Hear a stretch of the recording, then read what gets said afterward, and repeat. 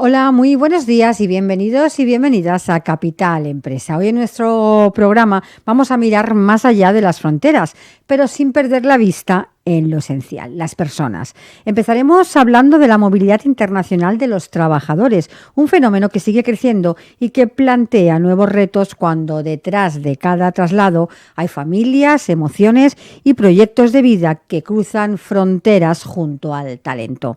Y después cambiaremos de foco, pero no de espíritu, para conocer a una nueva generación de emprendedores que está desafiando los modelos tradicionales. Gente que está demostrando que sí se puede construir una empresa internacional desde Barcelona sin levantar rondas millonarias ni renunciar a la independencia. Emprendedores que creen que más en la visión que en la financiación y más en el propósito que en el éxito. Porque hoy más que nunca la internacionalización no pasa solo por moverse, sino por pensar en global y actuar con coherencia. Arrancamos Capital Empresa.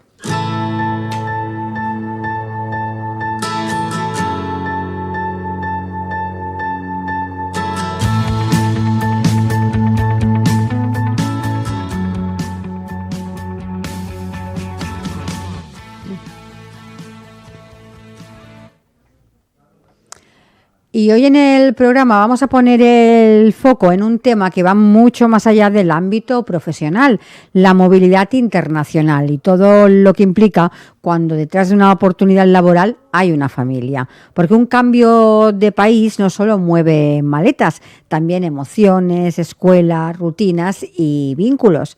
Para hablar de ello, hoy nos acompañará Ana Gazarian. Ella es CEO de EMS, Employee Mobility Solution, una empresa que lleva años ayudando a familias y empresas a que esos traslados internacionales sean verdaderas experiencias de crecimiento y no fuentes de estrés. Señora Gazarian, bienvenida.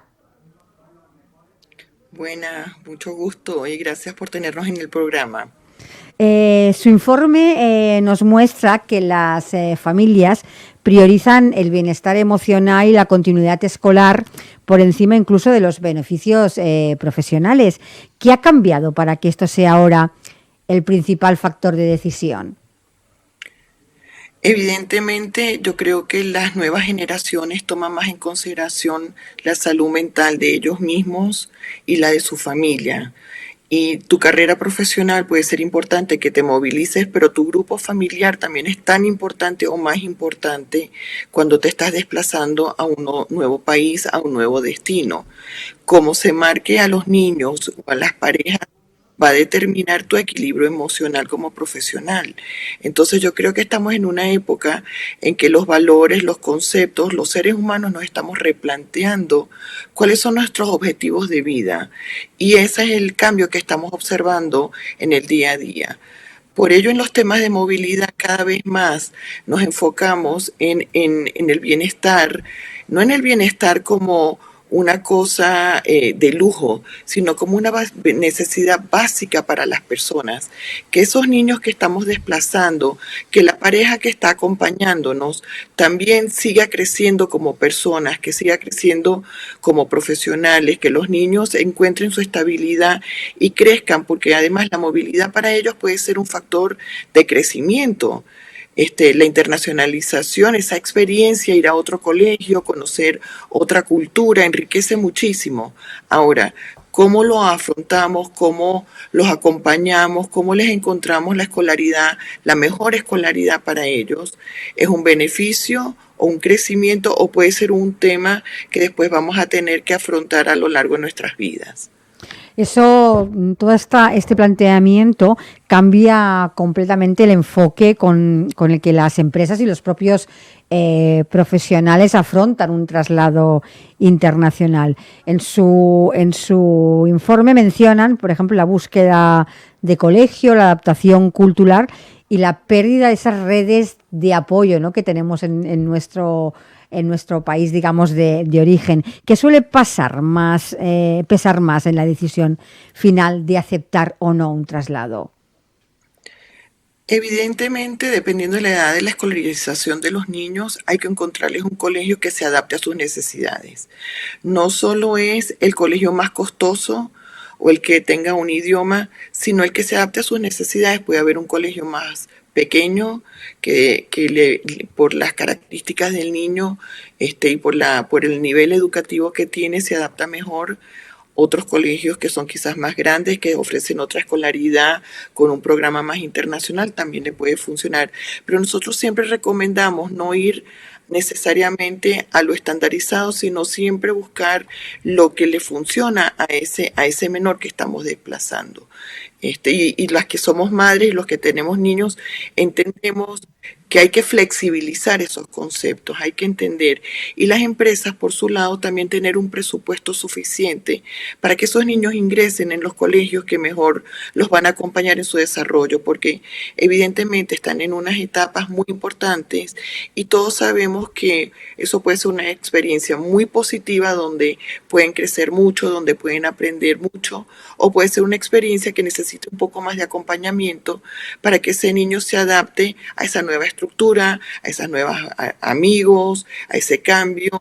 Y es muy importante también que los padres acompañen a esos niños, porque no es solo el trabajo del menor o del colegio, sino también ese trabajo que las familias van a acompañar, incluso los abuelos, los tíos, todo el resto de la familia, con viajes de ida, de venida, para que el entorno sea amigable. Al final no estamos moviendo cajas, estamos moviendo personas. Y es muy importante verlo desde esa parte del recurso humano, del talento humano. Pero aparte de esa, ahora estamos hablando de los niños, pero aparte de esta perspectiva también hay emociones, hay expectativas y muchas veces hay renuncias, porque no solo se traslada el profesional, sino que se traslada toda la estructura familiar, que muchas veces quien acompaña a ese profesional tiene que dejar su trabajo o reinventarse, ¿no? ¿Cómo afecta esto a la cohesión y al equilibrio dentro de la familia? Siempre recomendamos hacer una preparación, porque cuando tú te preparas, cuando el grupo familiar se prepara y sabe a qué país van a ir, cuáles son sus opciones, uno va o las familias ya van integrándose de manera, no es una decisión de una sola de las partes del grupo familiar, sino que cuando es consensuada, esto acompaña mucho a que eso sea una experiencia positiva, una experiencia porque siempre cuando sales de tu zona de confort, de tu país natural, de tu estructura natural, pues requiere que la persona se adapte, que el grupo familiar se adapte. Pero mientras mejor preparación, entendimiento de la cultura, dónde vamos, qué actividades tenemos, qué otras alternativas tenemos, esa experiencia pasa a ser positiva, pasa a ser una fase de aprendizaje, pero después al final pasa a ser una experiencia positiva de crecimiento y que suma al grupo familiar. Y aquí viene otro aspecto, que cuando no lo hacemos correctamente y las parejas no están acompañadas o no se acompañan mutuamente, también vemos un alto índice de divorcios y de separaciones, porque al final esas son coyunturas muy duras, que estás cambiando de casa, estás cambiando de trabajo, estás viajando, el estrés de dejar familias, todo esto afecta a las personas y tenemos que estar conscientes que esos profesionales, para seguir funcionando, y que las personas somos personas, tenemos emociones, queremos seguir creciendo, y ese acompañamiento es muy importante para que podamos desempeñarnos correctamente en los países a los que estamos yendo. Y aquí viene otro aspecto, que es el aspecto legal, porque cuando nos vamos, necesitamos, dependiendo del país donde estamos yendo, necesitamos muchas veces tener cuidado de llevarnos permisos de viaje cuando una de los padres no va a estar siempre en el país, o el padre o la madre que se está desplazando, dejar suficiente documentación para que en caso de que tengan que moverse con los menores, dependiendo de los países, se requieren ciertas autorizaciones. Muchas veces nos encontramos que van a países y el padre o la madre viajó y se le olvidó o no tuvo en consideración que tenía que dejar una autorización de viaje o un poder o cierta documentación que ese país al que se está desplazando no solamente le vale el poder. Entonces nos encontramos con cantidad de situaciones interesantes desde la perspectiva de la parte legal de los menores, ¿no? Ujú. Me gustaría que en este punto nos contara un poco cómo el acompañamiento profesional que ofrece EMS puede marcar esa diferencia. Desde EMS hablan de la importancia que nos comentaba usted ahora, ¿no? La de preparar, acompañar, cuidar. ¿Qué tipo de apoyo ofrecen a las familias para que el traslado se viva como una oportunidad, no como una ruptura? Es que es una muy buena oportunidad, incluso lo digo desde la perspectiva personal. Yo me he desplazado cantidad de veces, esposa de expatriado, nos hemos desplazado en varias oportunidades con niños pequeños. Es una experiencia que requiere adaptación.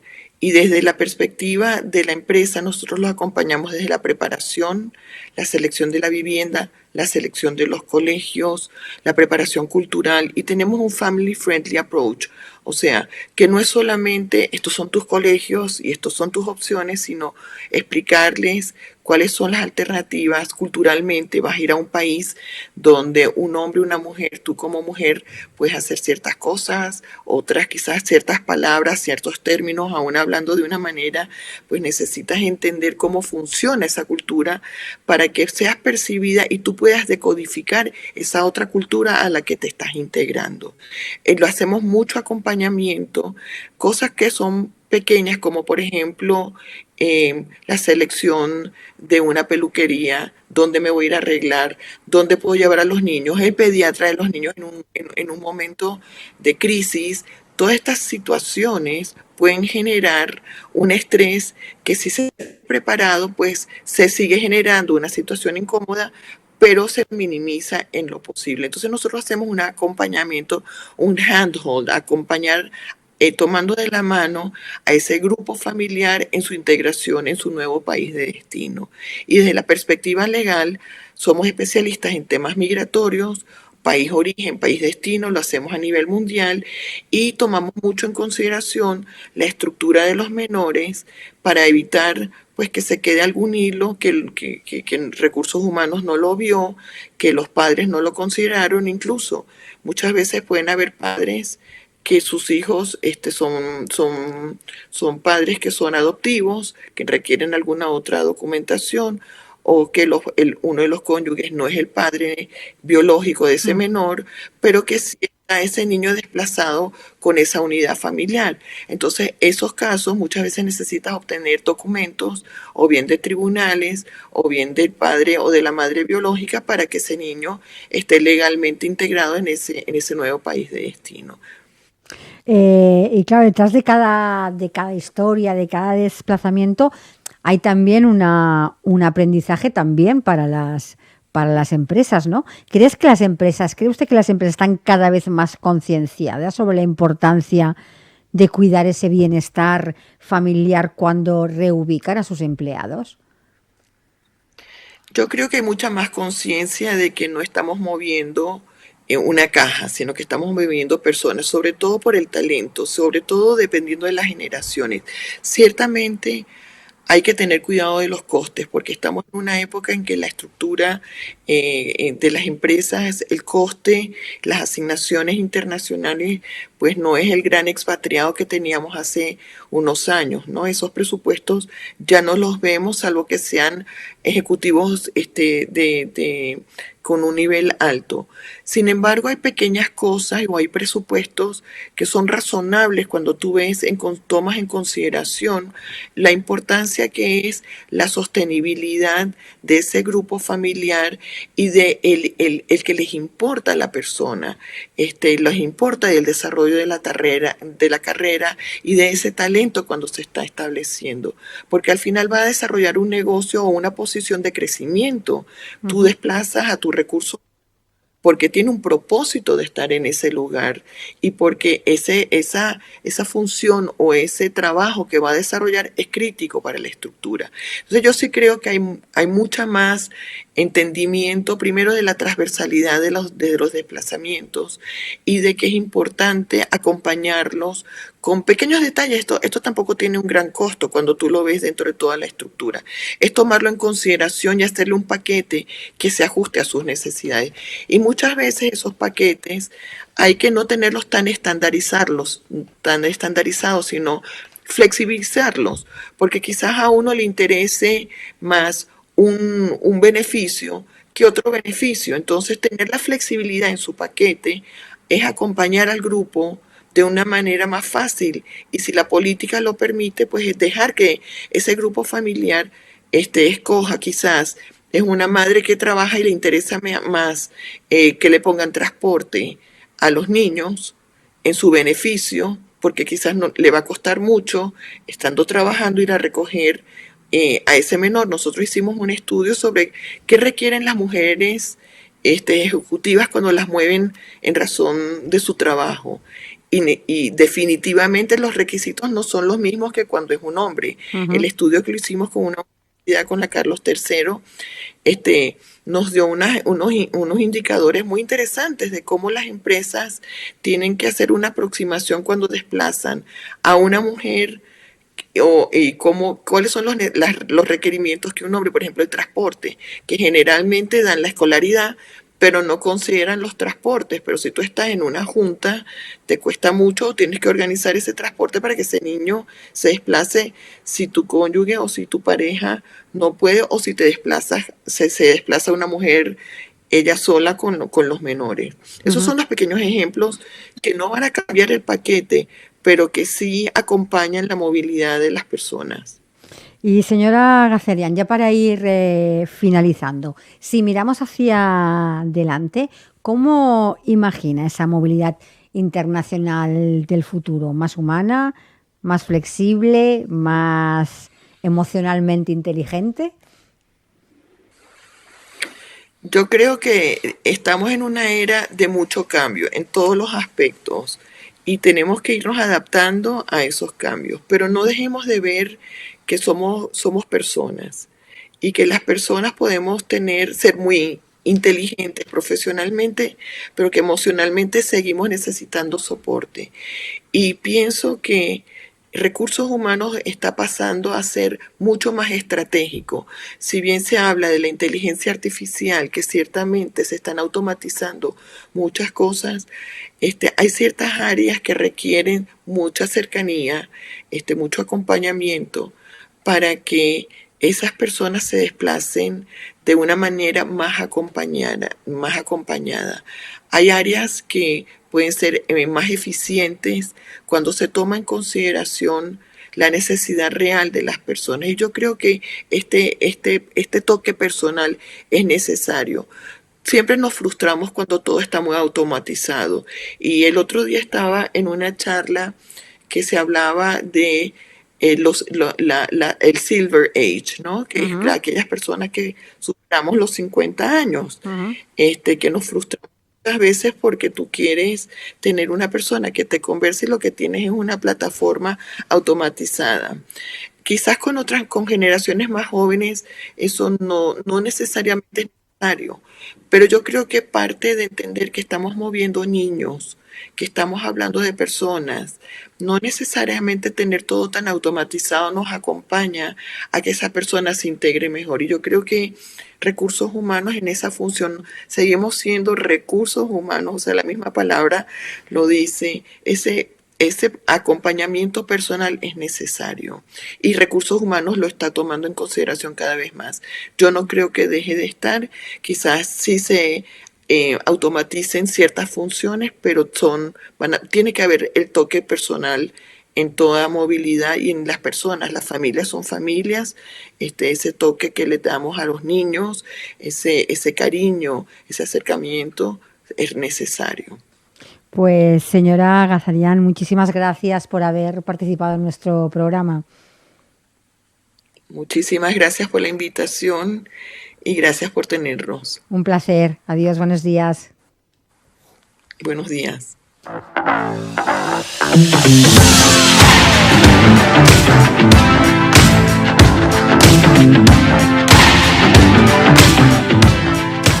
Cada día, de lunes a viernes, os estaremos acompañando para hablar como siempre de empresas, de emprendedores y de comercio.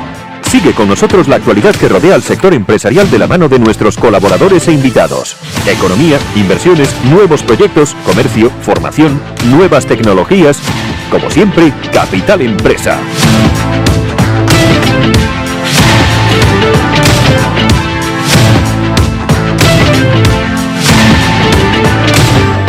¿Has escuchado hablar de J-Race Productions? Sí, son los magos detrás de esos vídeos tan creativos, ¿verdad? Exacto, pero no solo eso. También son expertos en vídeos musicales, organizar eventos y mucho más. ¡Wow! Suena como la solución perfecta para mi próximo proyecto. Definitivamente lo es. Deja que J-Race Productions haga tus ideas realidad. Contáctalos hoy mismo al 699-080808 y prepárate para impresionar. ¿Buscas dar vida a tu idea de podcast? Entonces estás en el lugar correcto. En Wavesmith Studios, la aceleradora de podcast, convertimos tus sueños en realidad. Desde la concepción hasta la producción, estamos aquí para ti. Contacta con nosotros hoy mismo en el 699-080808 y déjanos llevar tu proyecto al siguiente nivel.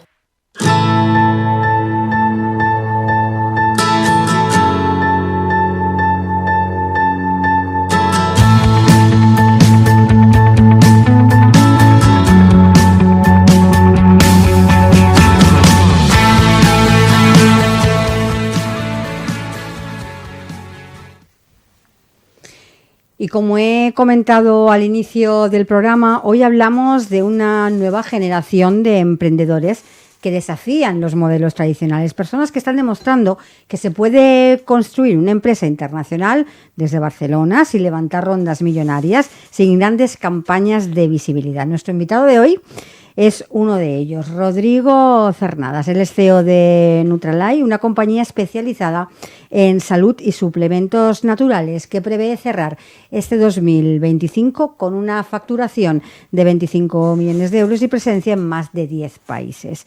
Señor Cernadas, bienvenido. Encantado de estar aquí, Montse. Para empezar, usted ha conseguido construir una empresa internacional sin financiación externa, sin rondas, sin ni grandes campañas mediáticas.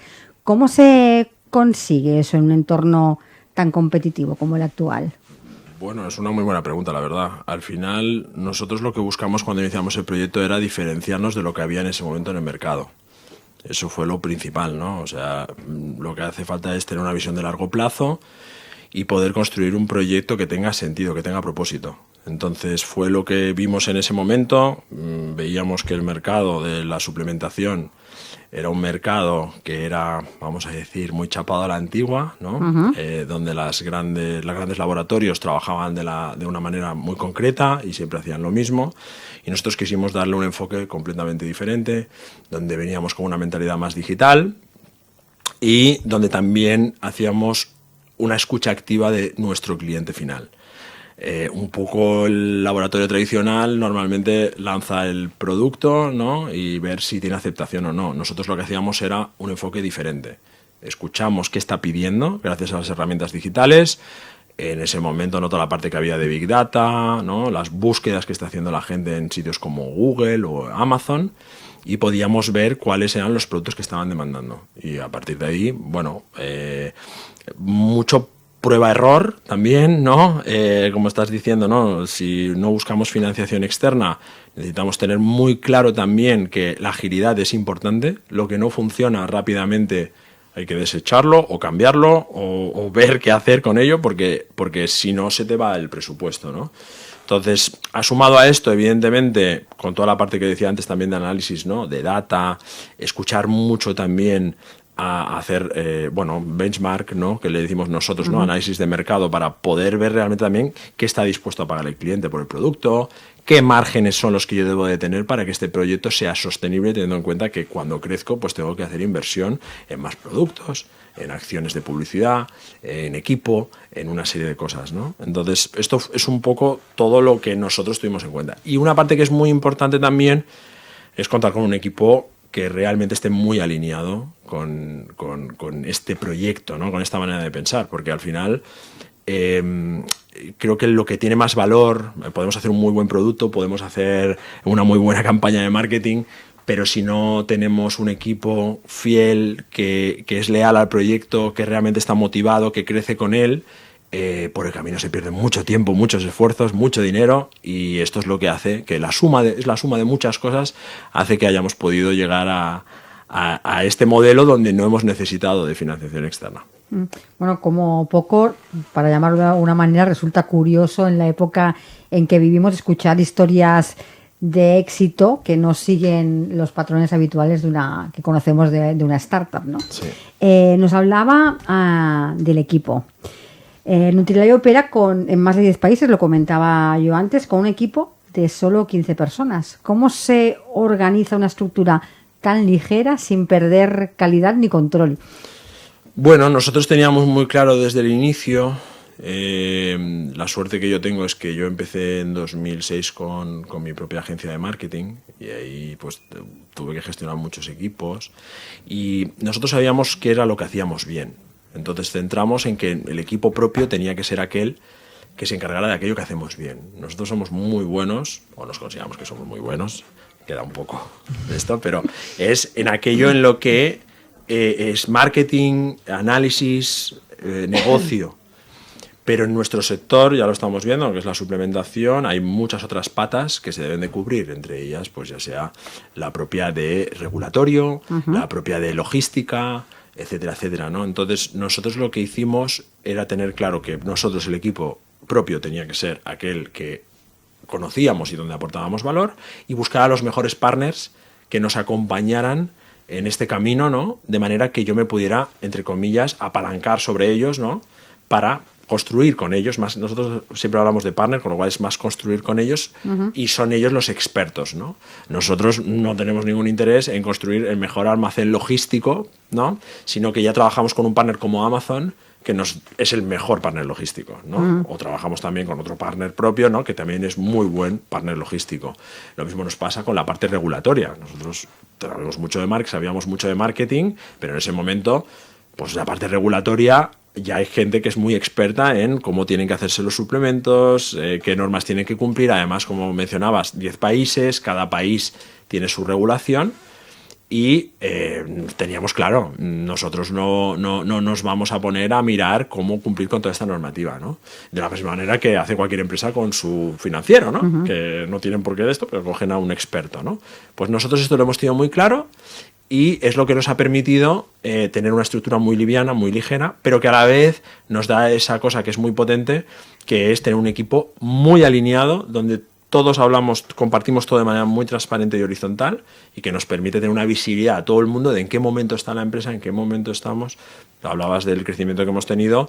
El año pasado a lo mejor éramos 2 personas menos, es decir, no somos gente tampoco de pensar que equipos grandes van a hacer mejores proyectos, sino equipos alineados. Y en eso es donde nosotros tenemos la base del proyecto a día de hoy. Un poco al hilo de lo que nos comenta, y entrando en el terreno un poquito más técnico, como usted nos comentaba, hablamos de un sector complejo y muy regulado, la salud y los suplementos naturales. ¿Qué barreras se encuentran a la hora de escalar una marca precisamente en un entorno tan regulado como este? Pues como bien mencionas, al final, bueno, al principio totalmente son las autoridades, ¿no? Es decir, nosotros nacimos como marca digital, y las propias autoridades van un poco aprendiendo a medida que el mercado va avanzando, ¿no? Igual que ha pasado en otros sectores que son muy digitalizados. Y nosotros piensa que nacimos antes del COVID, y no tiene nada que ver lo que es hoy con lo que era antes del COVID, ¿no? Antiguamente las autoridades pues miraban muy poco para Internet, casi todo el negocio estaba en el retail, y a partir del COVID los ojos pasan a estar todos al revés, ¿no? Es que está pasando en el digital, y a partir de ahí hay un momento, nosotros lo notamos hace 5 años, donde empieza a haber una regulación mucho más activa y proactiva, no solamente de los propios productos, porque la suplementación también ha tenido un crecimiento muy grande estos últimos años, sino también en los propios canales donde se están vendiendo estos productos, ¿no? Lo que se les pide, ¿no? Antiguamente, para vender un suplemento, un Amazon no pedía nada. Yo me acuerdo cuando empezamos, no pedía nada. Era, vale, véndelo. Hoy no, hoy ya hay que presentar las notificaciones ante salud, que tú seas una empresa que está regulada y que está de alta. te comprueba los etiquetados que cumplan con la normativa, lo cual es bueno. Lo cual es bueno. Evidentemente, nosotros abogamos por ello, ¿no? Sí que es cierto que nosotros nos encontramos que en el mercado, en Europa, lo que debería ser un mercado único, que por lógica pensamos que todo irá con la misma regulación y hay una norma, vemos que cada país, al menos en temas sanitarios, sí que hay una autoridad que se llama la EFSA, ¿no? Que es la autoridad europea, que hace unas recomendaciones. Hay países que se adhieren a ella y hay países que trascienden de ella, digamos, ¿no? O sobreregulan sobre esa regulación. Nosotros, cuando lanzamos un producto, siempre es la mayor, llámale barrera, es esta, ¿no? Tenemos en cuenta todos los casos que podemos tener en todos los países que llegamos a vender. Y eso nos acaba configurando el producto. Porque nuestro producto tiene que ser el mismo para todos los países. Eso sí que lo tenemos claro. No vamos a lanzar un producto diferente por país. Para que me entiendas, cada país puede tener un límite de dosis diferente. Entonces, nosotros, uno que cumpla para todos los países, que sea un buen producto, pero que cumpla para todos.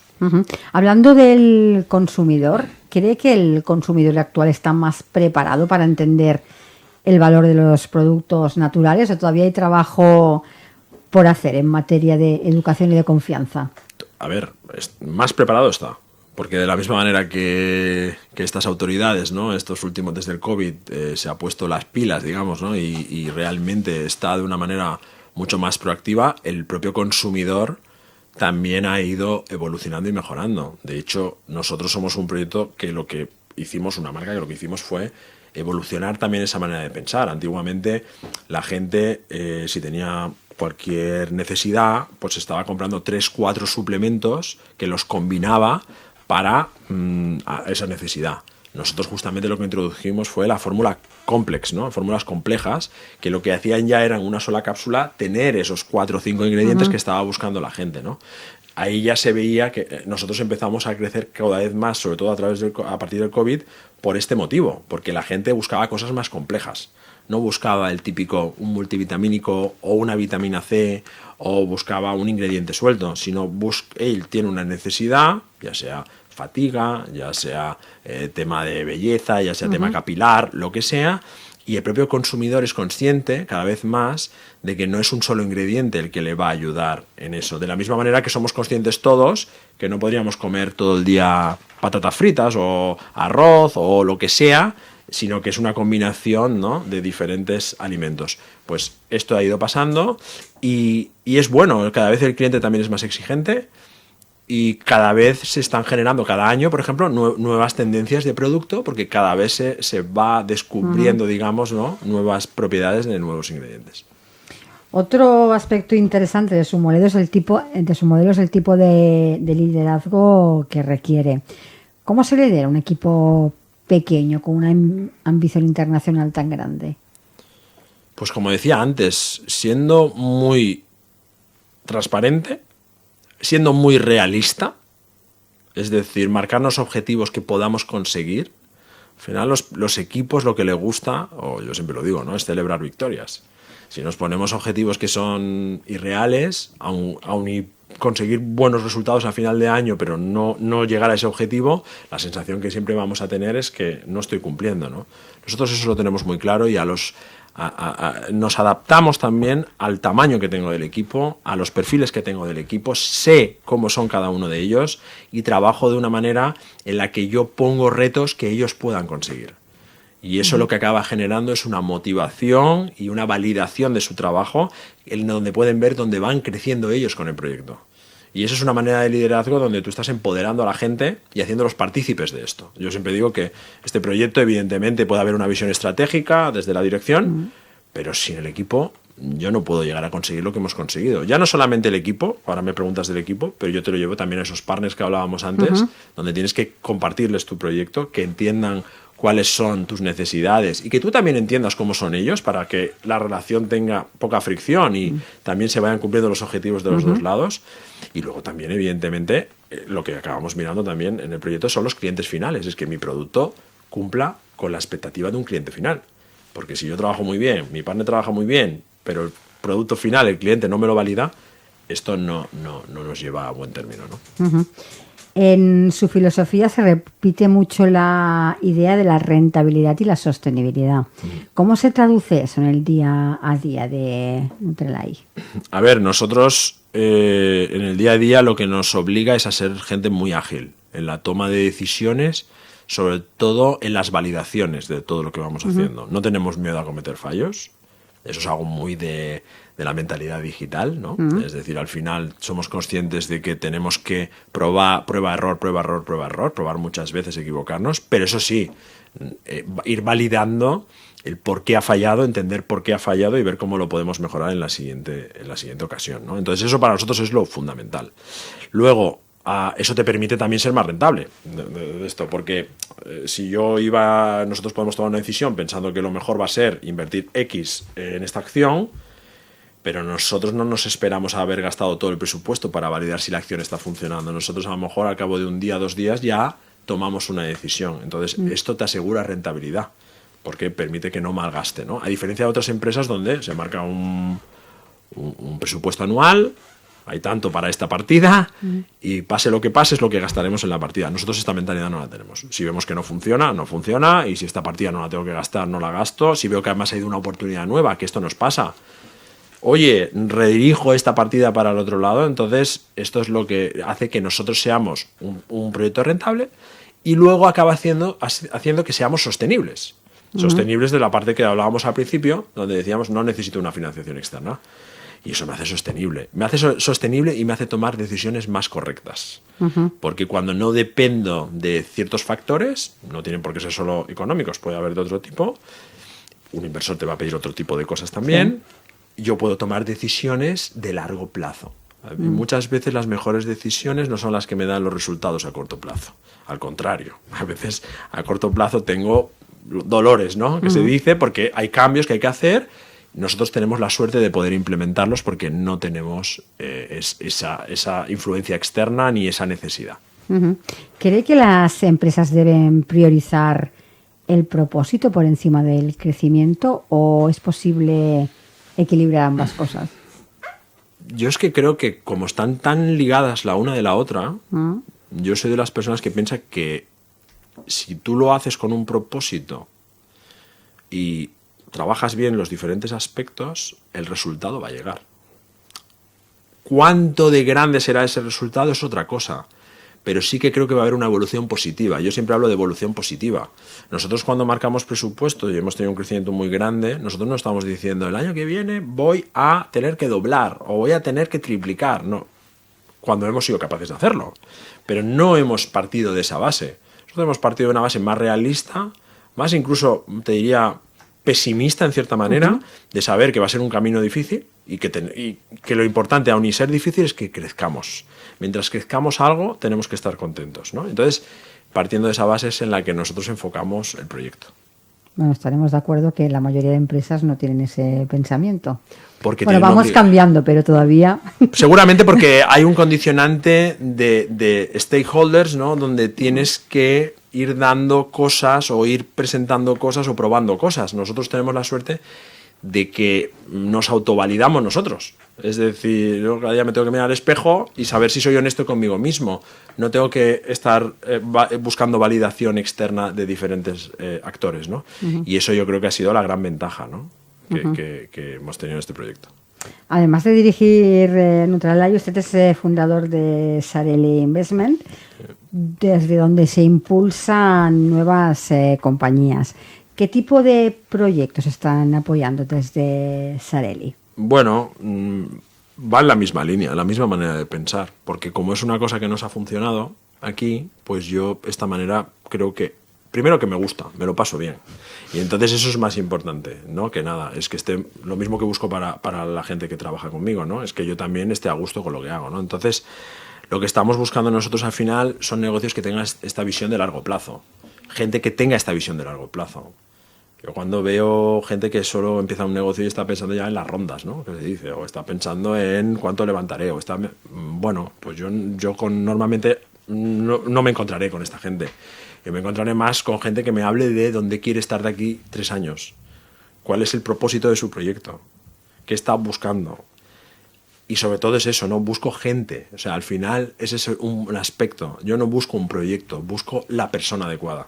Estamos buscando gente que comparta esta manera de ver los proyectos y que a través de esta manera de ver sepamos todos que esto es un camino que nos va a llevar tiempo, años. En nuestro proyecto de Neutralí han sido 7 años hasta llegar hasta hoy. No es una cosa, claro, la gente se queda con la foto de hoy, pero son 7 años de camino, con sus COVIDs, con sus muchas historias que hemos tenido por el camino, donde empezamos con 2 productos, ahora tenemos 40 y pico, empezamos con un país, ahora estamos en 10, claro, pero esto no es que se consiga en un año.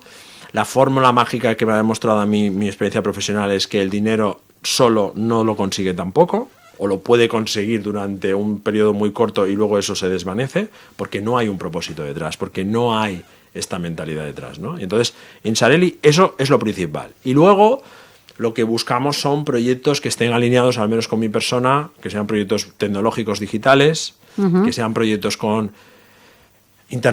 que puedan llegar a ser escalables internacionalmente, ¿no? Es decir, que podamos validarlos aquí en España. Para mí España es un mercado muy difícil y donde me permite validar un modelo, porque somos gente muy exigente, el consumidor final es muy exigente, la regulación es muy exigente, todo es muy exigente, y entonces creo que es un mercado muy bueno para validar y a partir de ahí poder escalar. Entonces buscamos también proyectos que se vean así, y también donde podamos conseguir, esto ya sería como la cereza del pastel, ¿no? La guindilla, que sería conseguir proyectos donde pueda haber recurrencia, ya sean porque damos servicio o vendemos producto, pero recurrencia por parte de nuestro cliente final.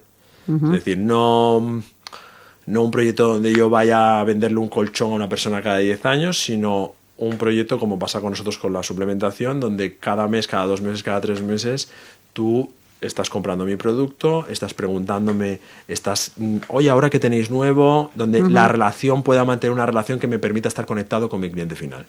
Sé que son muchas cositas las que he dicho, pero bueno, sabemos que, o creemos que cuando juntamos todo esto, salen proyectos sostenibles, proyectos con propósito y proyectos que a largo plazo van a funcionar bien. ¿Y cuál es el perfil de ese emprendedor que llega a Sareli buscando ese acompañamiento?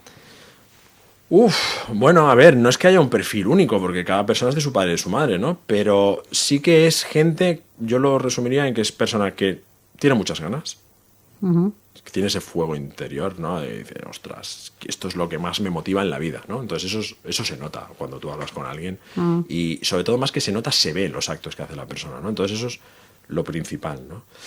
Y luego que sea una persona que venga con, no creo que suene mal, pero que venga con poco ego. O sea, tiene que tener ego, todas las personas tenemos ego, pero tiene que tener un ego abierto, un ego donde escucha, un ego donde sepa que justamente se va a equivocar.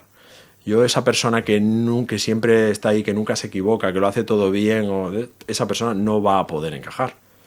Porque, como decía antes, vamos a cometer muchos fallos por el camino y tienes que aprender de ellos. Tienes que ser ágil. La gente que no es capaz de procesar esos errores o que no le gusta, y hay que entenderlo, cada uno somos de una manera, esa no casa con la mentalidad que tenemos en Sareli. Hablemos un poco de futuro y de su visión del emprendimiento en estos tiempos rápidos y de cierta incertidumbre. En alguna ocasión ha hablado de crear empresas con alma y con márgenes. Explíquenos un poco exactamente esa idea. A ver, el alma es una empresa que no la aguanta solamente el CEO de la empresa. Es una empresa que la aguanta que respira, toda la empresa respira el donde se quiere llegar, ¿no? Es decir, lo que hablaba antes, ¿no? Al final, los empleados para mí es la parte capital y principal de la empresa. La gente puede pensar en Neutralí como una empresa de complementos y yo en cambio la veo como una empresa de personas. Muchas veces esto, la gente, es que es así, es que yo lo veo, ¡ay, qué producto más chulo! Y qué tal, y yo digo, pues tengo unos empleados que son geniales. Y es lo primero en lo que yo hago valor, antes que los productos. Porque sin esa gente no podemos llegar donde estamos llegando. Entonces, para mí ese es el alma de la empresa. Somos nosotros, somos las personas. Los productos, bueno, los productos se pueden mejorar, se pueden cambiar, podemos lanzar podemos lanzar el otro, en un país gusta más, en un país gusta el otro, pero la persona es esa persona que por la mañana se va a levantar preocupándose de que eso salga adelante, si hay un problema va a mirar y va a ver cómo lo podemos solucionar, si hay cualquier cosa, es la persona que va a hacer que la llama del alma, digamos, de la empresa siga viva. El producto está ahí y no se preocupa por nosotros, el producto está para que lo vendan. Entonces, para mí esto es lo principal, ¿no? Luego, cualquier otro sitio donde tratemos con personas. Eso es mis partners, ¿no? Eso que decíamos antes. Yo tengo una vocación donde no quiero hacerlo todo yo. Esta típica empresa de antes, a lo mejor estilo japonesa, ¿no? Que lo hacían todo, hasta se hacían la cubertería. No. Yo busco los que mejor hacen en su de esto. Entonces busco eso mismo, es lo que decía. Busco transmitir mi proyecto, convencer de mi proyecto, más allá de que tú seas mi proveedor, que tú veas toda esa alma que yo le pongo o ese propósito que le pongo al proyecto para que me lo trates igual que lo trato yo, ¿no? Y entonces esto es todo lo que vamos haciendo para que una empresa tenga hoy alma, ¿no? Que es la pregunta que tú me has hecho. Y ahora sí, para finalizar, ¿qué consejo le daría a quienes quieren emprender hoy, en 2025, y hacerlo de una manera sostenible y realista? Bueno, lo primero de todo es analizar lo que vas a hacer. O sea, esto es lo más realista que puede haber. Y que no tengas miedo de preguntar, de hablar con nuestro caso, ¿no? Si vas a lanzar un proyecto digital para, yo qué sé, para mascotas, ¿no? Pongamos, pues habla con veterinarios, habla con consumidor final que tenga mascotas, analiza, haz esto benchmark que decíamos antes, ¿no? Cualquier dato que tú creas que puede ir con el servicio o producto que tú vas a lanzar. Esto es fundamental. Hay mucha gente que piensa más cuando emprende en cómo lo ve él. Esto yo lo veo. Y luego intenta convencer. La manera en la que lo enfocamos nosotros es al revés. A mí me convencen la gente a la que yo le voy a ofrecer el servicio, ¿no? Tengo que tener esa vocación, ¿no? Más de servicio hacia ellos, o ya sea aunque venda un producto, ¿no? Entonces eso es lo principal que yo les digo. Lo segundo, eso te va a dar una realidad, la realidad incluso de que te hace falta a nivel económico, que te hace falta a nivel equipo, que te hace falta a nivel partners.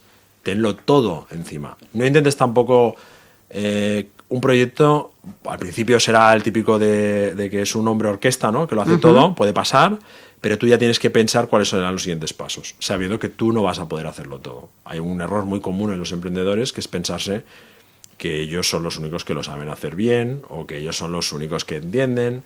Justamente esto casa en contra de lo que yo decía antes de trabajar con un equipo, que lo involucres, etcétera, porque lo que vas a conseguir es lo contrario, que es que tú estás aquí arriba y ellos siempre nunca van a llegar a tu nivel, ¿no?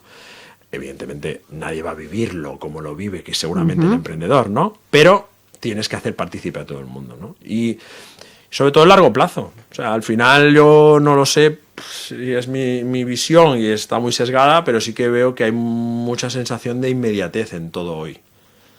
Mucho parece que 5 años es un mundo, y lo es, son 5 años de nuestra vida, pero no lo es tanto cuando hablamos a nivel empresarial o emprendedor. Es decir, yo pongo el ejemplo de Amazon. Amazon parece que no, pero salió hace 20 años. Sí. Pero hay mucha gente que a lo mejor le da la sensación que salió hace 7. No, Amazon salió hace 20. Primero empezó en su país, en Estados Unidos, luego escaló, ¿no? Este es el modelo. Nosotros, claro, hemos vivido mucho esta influencia y es este modelo de que los proyectos son a largo plazo.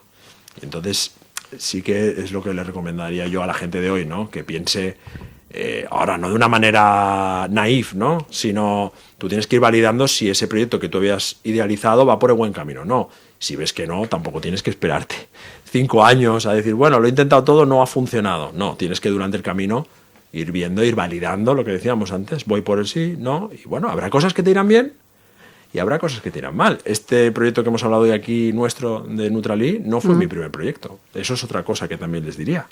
Empieza a andar y irás viendo y se irá abriendo el camino. Pues con estos consejos acabamos, señor Ternadas. Muchísimas gracias por pasar por el programa. Muchas gracias a Un vosotros. placer. Y nosotros volvemos mañana. Les espero a las 11, como siempre, en Capital Empresa. Así que hasta mañana y feliz día.